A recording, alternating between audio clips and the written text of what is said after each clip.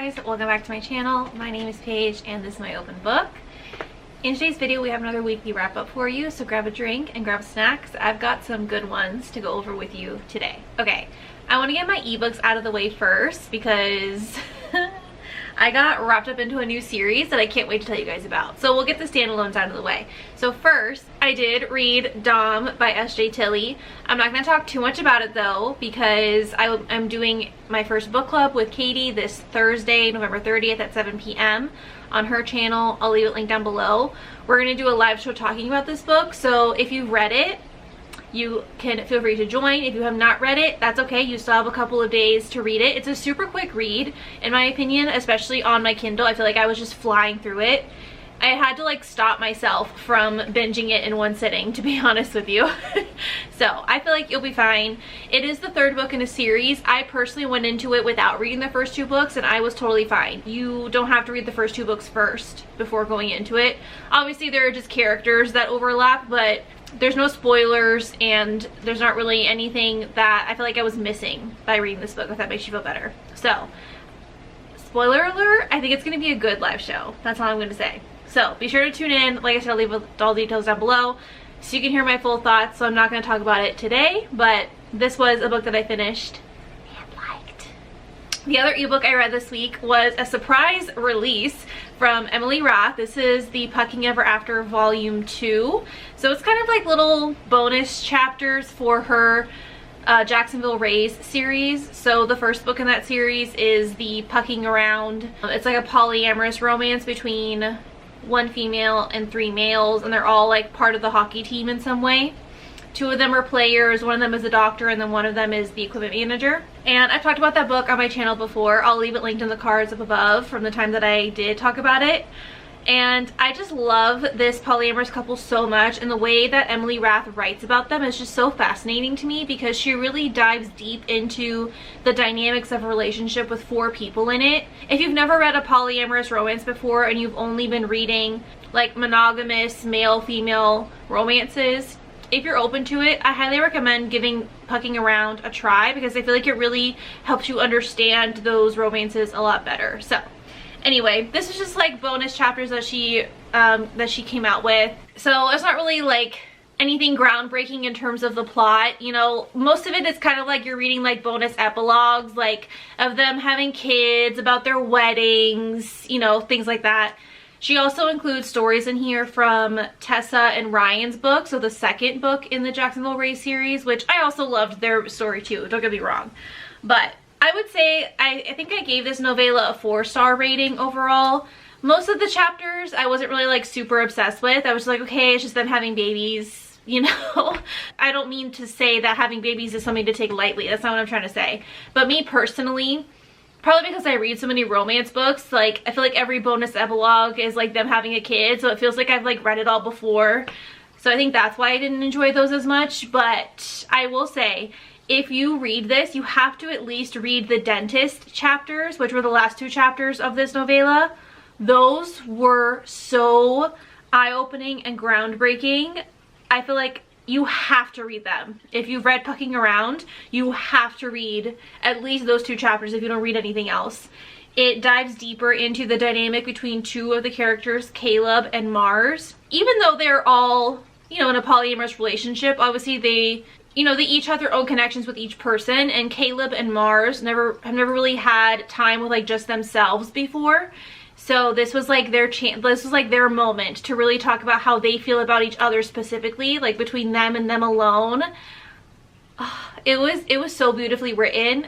I was obsessed. I would give those two chapters 6 stars if I could. Even though the rest of the chapters I was like, yeah, whatever. I could honestly live without the rest of it, but those two chapters alone were like top tier. Like those scenes will live rent-free in my brain probably for the rest of my life. I don't feel like nothing else will compare. They were so good. They were so good. So yeah, those blew me away. So that was a nice little surprise because she's been like teasing this bonus novella for a while, but she never said when it was going to be released. And then on Thanksgiving she was like, surprise, it's out. So that's what I did on Thanksgiving and Black Friday. I didn't go Black Friday shopping. I just sat on my couch and I read this. And it was great. Okay, now for the physical books, you guys.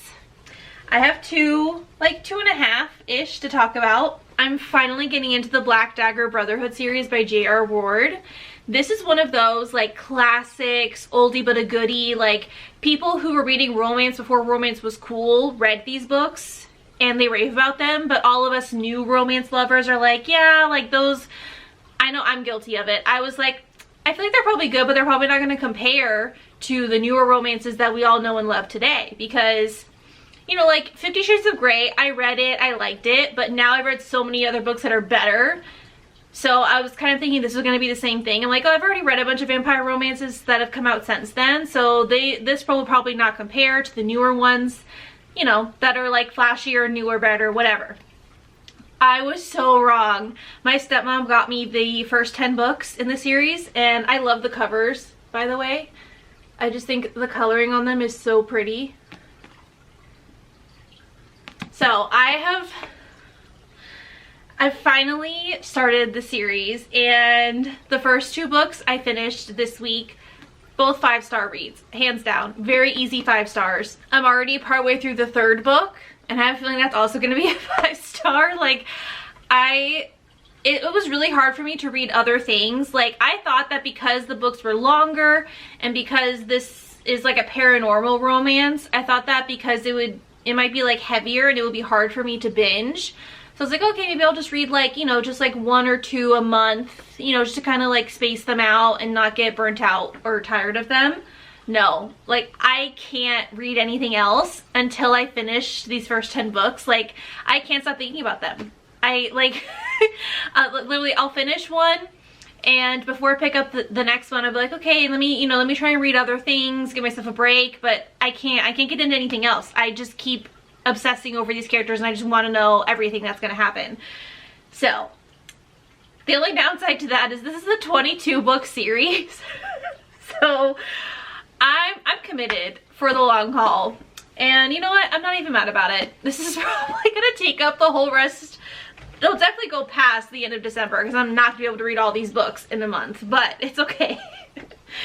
I'm having such a good time with them, you guys. So this first book follows Wrath. He's kind of like the king of the Black Dagger Brotherhood, if you will. What I love about the world building in here is that it does take some of your classic vampire tropes, but I feel like J.R. Ward makes this world so unique, and it's so like, it's very much based on like bloodlines and history and like faith to the like previous generations of vampires. I just feel like there's like a lot of tradition in here, and it just feels very like, very powerful. I don't know how to describe it. You can tell she really took the time to fledge out a full world that took place before you even get into these men and what's happening to them. You know, this is definitely the kind of world where it's like a century-long story going on. So basically, this one starts off, you're following Darius, who is one of the men in the Black Dagger Brotherhood, and he is going to meet with Wrath, the king of their brotherhood, for drinks because he's trying to convince him to help his daughter go through the change. So Darius's daughter, she is half human, half vampire, and Darius was trying to protect her, so he never claimed her as his own. And now he was kind of hoping that the vampire gene wouldn't take in her and that she would not have to go through it. But he's realizing, you know, that she's getting close to the time of turning, and she is showing some of the symptoms. So he just wants Wrath, who, because he's their king, he's like the only purebred left, and he wants Wrath to help his daughter go through the change to make sure that she survives, because half human is already working against her in the fact that she's female and that she's alone, and she hasn't been raised with vampires, so she knows nothing about what's going to happen to her. So he wants to make sure that she survives the change, and he is trying to convince Wrath to do so. And it's their story. You guys, I didn't even think I was going to like Wrath that much, because yes, I kind of got the feeling this was going to be like a broody hero, grumpy sunshine situation, but at the beginning he really did just seem like an asshole. But by the end, I was honestly in love with him. Like, I wish I could describe to you the emotional roller coaster that this book took me on. but I didn't want to get off. I just wanted to keep going around and around and around again. So I gave this 5 stars. I loved it, and I also love the female main character, Beth. I loved her personality, and I love how she like didn't back down. And then I love being introduced to all the other brothers in the Black Dagger Brotherhood. And you also have the side plot going on where basically the overarching story of the whole series is that the Black Dagger Brotherhood exists because they are the warriors who are supposed to fight against the Slayers who are trying to kill off the entire vampire race. So you have that whole side plot going on. I also like how some of the timelines kind of like link and overlap with some of the books. So you also have like side characters that are humans and side characters that are vampires and then side characters that are slayers. And you read like from their points of view, even though it's not their book. So I really like that because it really gets you, I think that's how she hooks you in. It makes you want to binge and just keep going because you're already getting hints and teasers from different people's points of view, so you want to see how their story ends in the other books. So I'm hooked, you guys. I'm not gonna be able to stop talking about the series, so buckle up. I highly recommend you read it along with me, please, because I need to talk to people about this series because I feel like I've been living under a rock and I don't know why it took me so long to read this. The second book, this was about Rage, so this was definitely my favorite so far. I know I'm only on the 3rd book, but Rage was like a top tier character to me. Like his story was so unique and I loved the pairing of him and Mary Luce. I just think that they were such a dynamic duo, and like we all love how there's a guy who's the misunderstood, like doesn't want to be with anybody. But then you find that one female that he has a soft spot for and he's just like, whoa, I've never felt this way before. Who are you? Oh, like, what am I gonna do now?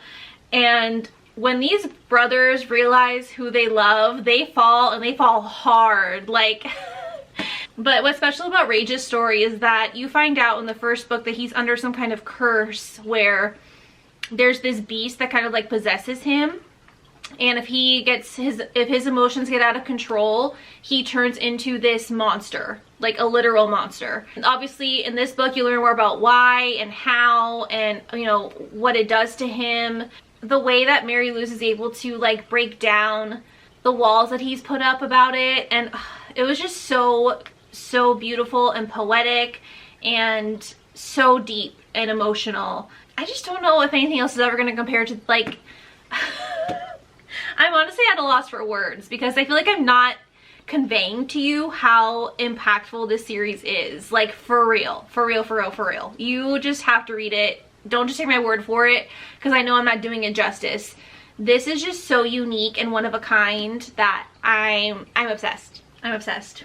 So this was, I should probably give it like 6 stars if I could. This, honestly, because this was just so beyond anything else that I've read that had a vampire in it. I've never read anything like this where it's like he's a vampire but he also is possessed by like some other monster. Like, amazing, amazing. I would never think that those two things would work together, but they do, and J.R. Ward does it well. And yeah, I'm already on the 3rd book. I haven't finished it yet, so I can't give you my full thoughts, but this is about the brother Zadist, who he's kind of like the evil twin. So there's 2 of them, Fury and Zadist. They're both in the Brotherhood and they're twins, but they're like total opposites. So Fury is like the good one, the handsome one, the charming one, but he's also celibate by choice. And then you have Zadist, who he's like the very evil one that like even the Brotherhood doesn't trust him. Anytime he does something, they immediately think the worst of him, like that black soul kind of energy. You find out that part of it is because of his past. Obviously he had a very traumatic past. I'm not going to spoil it, but I'm reading his book right now. This is a doozy, so I feel like this is going to take me a while. I should be done with this by the time I film my next wrap up, so I'll give you my full thoughts. But what I love about this dynamic is it's not only talking about Zadist, but it's also talking about his twin, Fury. So I like that we're kind of getting both of their perspectives in this one, even though Zadist is technically the male main character. But the multiple points of view to see like the dichotomy between Fury and Zadist is just so fascinating to me. And how the girl is kind of like in between them in a way. I don't know. It's really good. It's really good. I'm hooked. I'm obsessed. I'm a fan, I'm a stan, I'm an ambassador, and I won't stop talking about them. So, sorry not sorry. Alright guys, that's going to be it for this weekly wrap up. And I don't know if I'm going to have a weekly wrap up next week. I'm going to be leaving this Friday to go on a trip for work, and I'll be gone for like over 2 weeks. I did pre-film some videos, so I'll still be uploading other videos while I'm gone, but I'm not sure if I'll be able to film and upload weekly wrap-ups. Plus, usually when I'm traveling, I don't get to read that much anyway, so you're probably not going to miss that much. But we'll see how it goes. I'll try to upload if I can, but if not, I'll be sure to give you a summary of everything I read after I come back. So, give this video a like, leave a comment down below telling me a book that you read this week, and be sure to hit that subscribe button so you don't miss the videos that are coming in the next couple of weeks. And I'll see you next time. Bye.